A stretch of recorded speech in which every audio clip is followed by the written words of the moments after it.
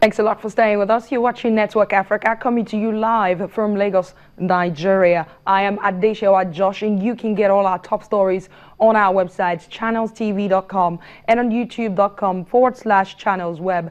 To view us live on your mobile device from wherever you are in the world, log on to m.channelstv.com and you'll be live onto us. You can also download the Channels TV app for Android, iOS and Windows phones from their respective stores. Horror and pandemonium was the scene at a market in Yola, northwestern Nigeria, after a suicide bomber detonated explosives on Tuesday evening, killing at least 30 people and wounding about 80 others. The explosion occurred at a fruit and vegetable market beside a main road in the Jumeta area of Adamawa state capital around 8 p.m. There has been no immediate claim of responsibilities, but the blast bore the hallmarks of militant Islamist group Boko Haram, which has killed thousands over the last 6 years in its bid to create a state adhering to strict Sharia law in the northeast. The blast comes barely a week after President Muhammadu Buhari visited Yola on Saturday, declaring that the Islamist militant movement Boko Haram was close to defeat. Now, the wounded are being attended to by medical personnel assisted by the Red Cross and NEMA. Let's get the latest on this blast as our correspondent Haslin.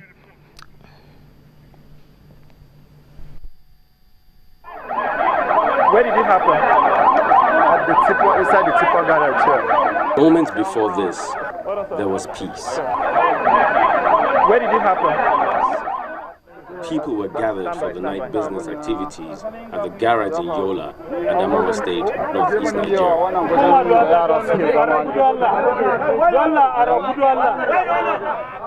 Among them was someone with an intention to cause mayhem. The result of this, 34 dead, many more injured and fighting to stay alive. Well, the situation on ground, honestly, is terrible. About 10 of them are children there, and the ones that are on the ground here, the casualties, some we are managing and some we have referred to our senior colleagues in the FMC.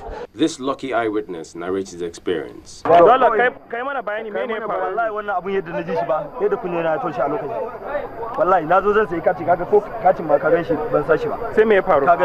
gathered to eat dinner after the day's job when we heard a loud bang. Then suddenly, the boy who owns the shop behind me had his eyes turned. It happened just at this spot. Which is a more difficult question to answer. Why is this happening, or how can this be stopped? To figure this out, the entire nation must come together to understand the exact point in time where everything went wrong.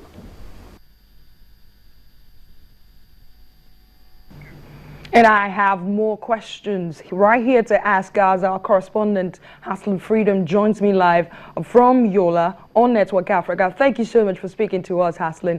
It's been 24 hours since the explosion. No group has publicly come out to claim responsibilities for the attack. But of course, it bears all the hallmark of Boko Haram attacks. You've been to the site of the incident. What did you see? What can you tell us? What more?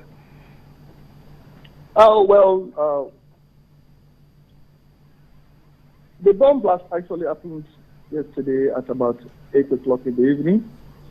And right now, the situation at the Jambutu bypass is calm, and security operatives have come down off the area and cleared the scene of the bomb blast. The security situation here is calm, and at the time when the bomb blast took off, there were no security operatives around the area. There were no security there. It was after the bomb blast that the security operatives arrived to the scene. No group has so far claimed any responsibility, like you rightly stated, but we assume that this is the handwork of Boko Haram.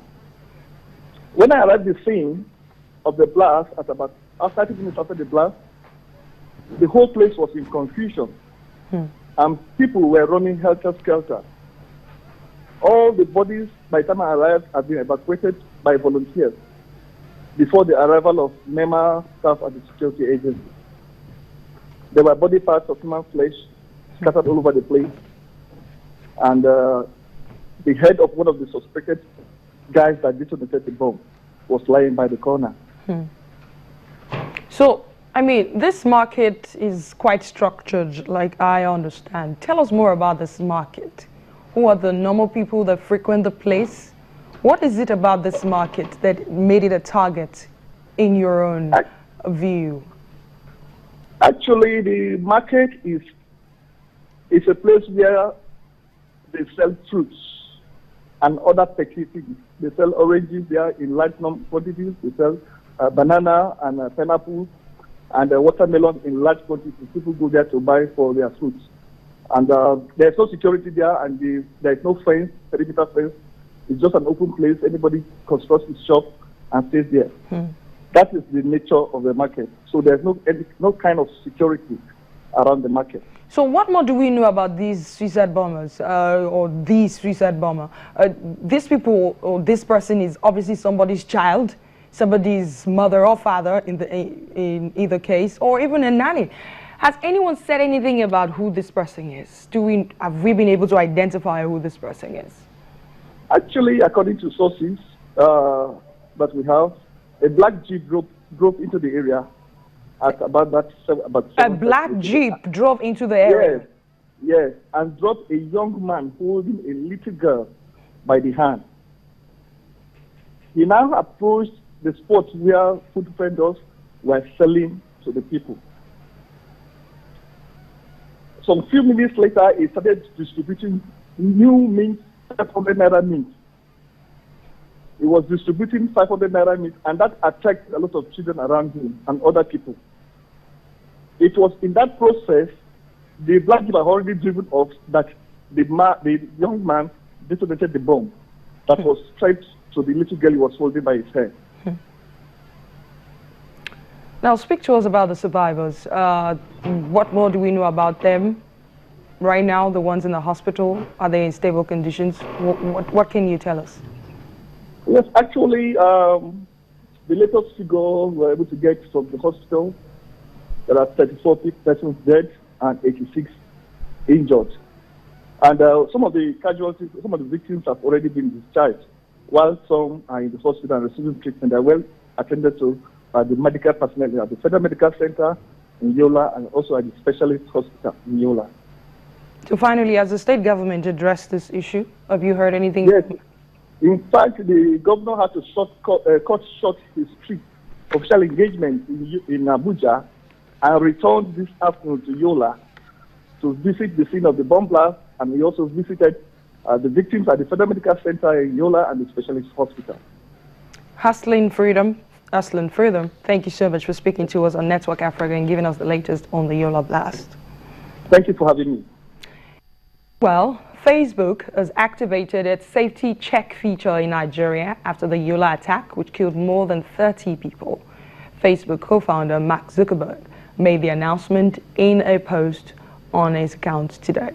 Facebook's decision to implement the feature, which allows users to check in and let family and friends know they are safe, comes after the network received a heavy backlash for activating it for the attacks in Paris on Friday, but not after bomb blasts hit the Lebanese capital Beirut a day earlier.